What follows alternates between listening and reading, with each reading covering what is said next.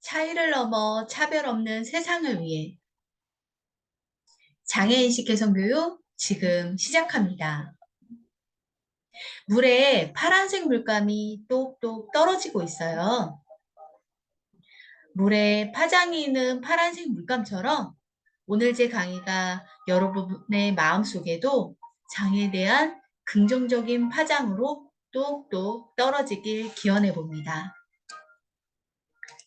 제 소개하겠습니다.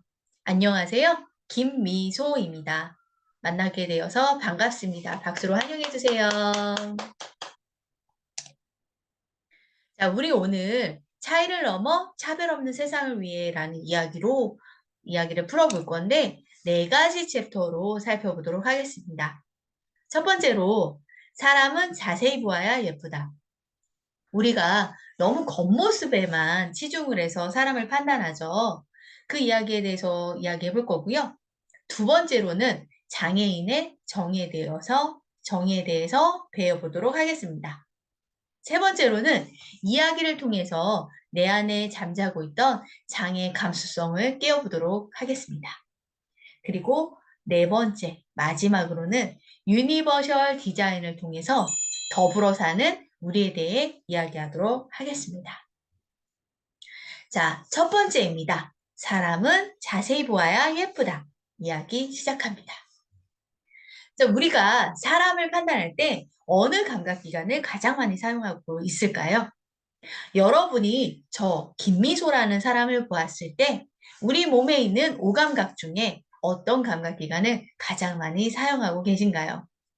우리 몸의 오감각은 눈으로 보는 시각, 그리고 귀로 듣는 청각, 맛보는 미각, 냄새 맡는 후각, 그리고 손이나 피부를 통해서 정보를 얻습니다.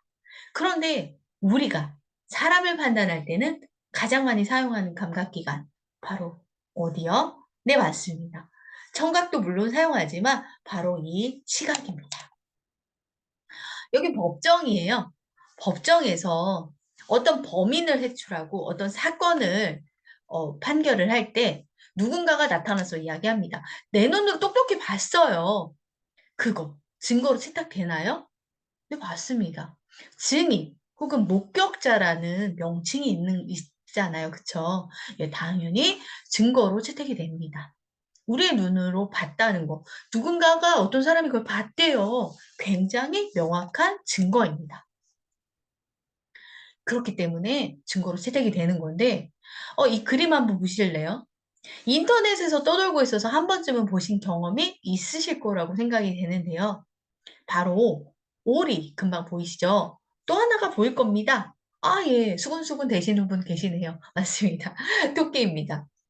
그런데 토끼가 도대체 어디 있다는 거야? 하시는 분 계실 거예요. 자, 설명 들어갑니다. 오리의 주둥이가 바로 토끼의 두 귀고요. 눈은 동일하게 눈입니다. 뒤통수에 보면 토끼의 입이 있네요. 토끼의 옆모습 보이시나요? 네. 바로 착시라는 개념을 설명하기 위한 한 심리학자가 그린 그림인데요. 착시란 건 실제 보이는 것과 다르게 보이는 걸 말합니다. 사진으로도 한번 착시 살펴보도록 하겠습니다. 착시 효과 보이시죠? 예, 확연하게 그 사진이 울렁울렁하고 있습니다. 사실 이 그림은요, 정지되어 있는 그림입니다. 그런데 시각을 통해서 들어온 정보를 우리의 뇌가 혼동하는 거예요. 왜냐하면 경계선이 명확하지 않기 때문입니다. 그렇기 때문에 우리 뇌에서 이렇게 들어온 정보들은 거의 대부분 움직이더라. 그래서 이렇게 흔들흔들 꿀렁꿀렁 하는 겁니다. 자, 여기 뚱뚱한 여자분이 있어요. 여자분 억울합니다. 사실은 굉장히 마르신 분이고요. 옆에 계신 남자분이 뚱뚱한 거였어요. 여기 아름다운 여자분의 머리 볼까요? 예술로 묶었죠. 네. 이게 지금 줌이다 보니까 너무 자세히 보이시죠?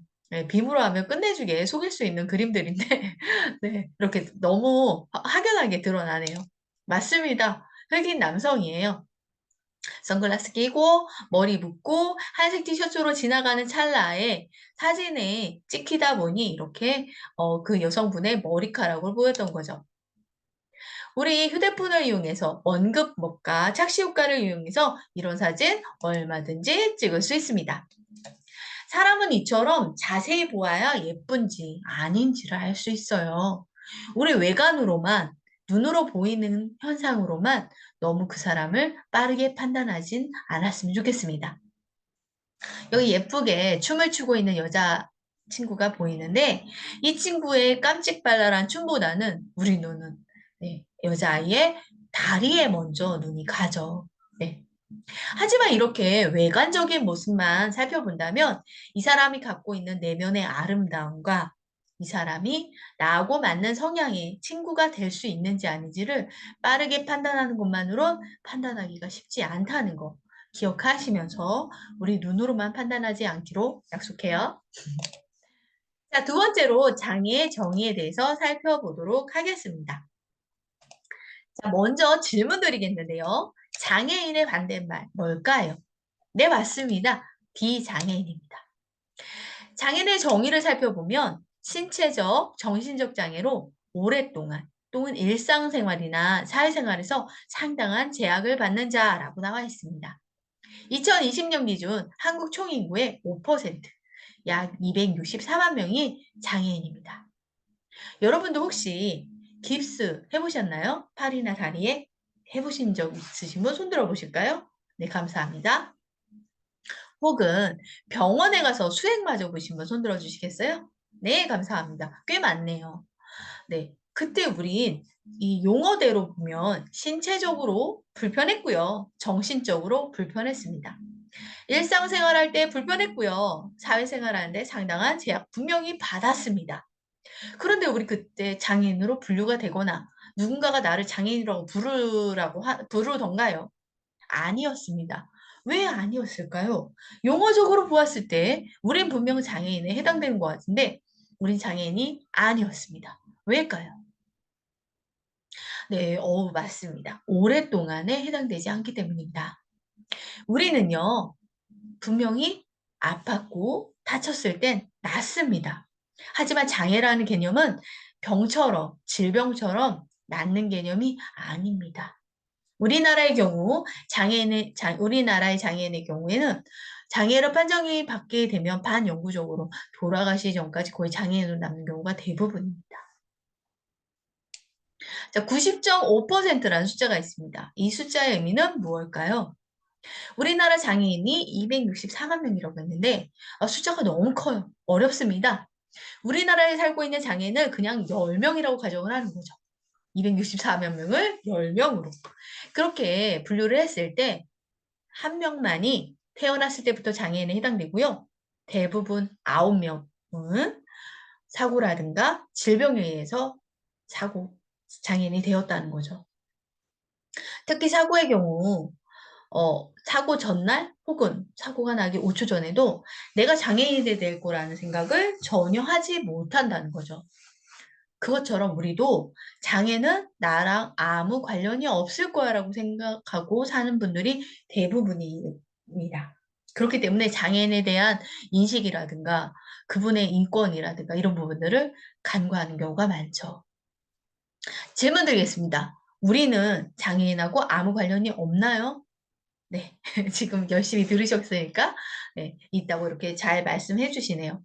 그런데 그렇다면 다시 질문을 바꿔서요. 우리는 그럼 이 비율로 보았을 때 대부분의 사람들은 후천성 장애인, 내가 태어났을 때부터 장애인이 아니라 사고나 질병에 의해서 장애인이 된다고 했어요. 그럼 우리는 장애인이 될 가능성도 있을까요? 없을까요?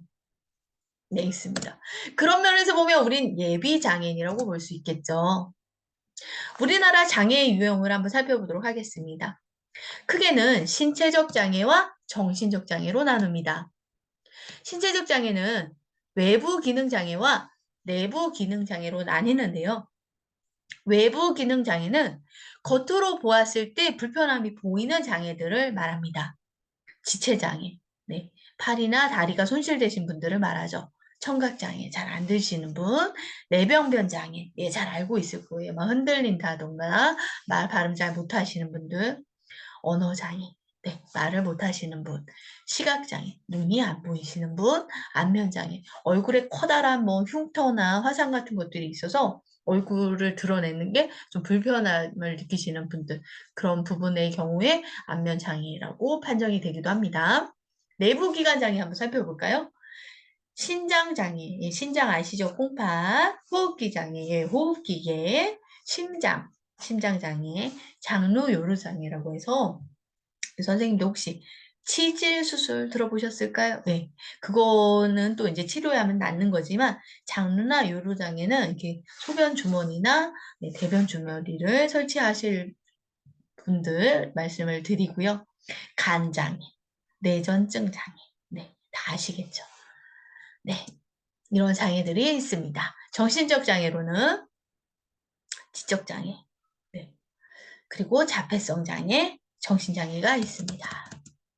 자, 우리나라 인구 비율이 가장 높은 나라. 우리나라 인구 비율이 아니고요. 잘못 말씀드렸네요. 장애인 인구 비율이 가장 높은 나라 어디일까요? 그러니까 장애인이 가장 많은 나라 어디일 것 같아요? 네, 질문을 먼저 바꿔볼까요? 장애인이 많은 나라가 좋은 나라일까요? 적은 나라가 좋은 나라일까요? 네, 한번 네, 생각 한번 해보실까요? 자, 정답 공개해 보겠습니다.